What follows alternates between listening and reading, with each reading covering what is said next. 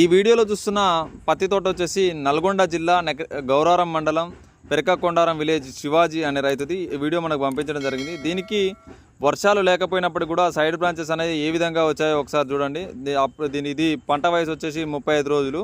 ఈ 35 రోజులలో దీనికి కనీసం 2 సార్లు మాత్రమే వర్షం పడింది.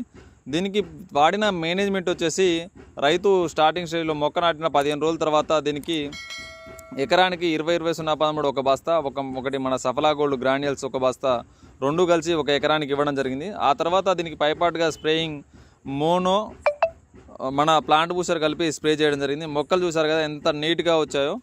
సైడ్ బ్రాంచెస్ కానీ మీరు మొక్క యొక్క గ్రోత్ కానీ మొక్క యొక్క నీట్నెస్ కానీ పూర్తిగా అబ్జర్వ్ చేయొచ్చు. మొక్కలో కింది నుంచి వెళ్ళి కొమ్మలు ఏ విధంగా వస్తున్నాయో. ప్రతి ఒక్క రైతులకు కూడా పంటలో ఎటువంటి సందేహాలు ఉన్నా కూడా తెలుగు యువ రైతు టీం అనేది ఖచ్చితంగా సపోర్ట్ చేస్తుంది. ప్రతి ఒక్క రైతు కూడా ఛానల్ సబ్స్క్రైబ్ చేసుకొని షేర్ చేస్తుండండి. తక్కువ ధరలో మీకు ప్రతి ఒక్క మందులు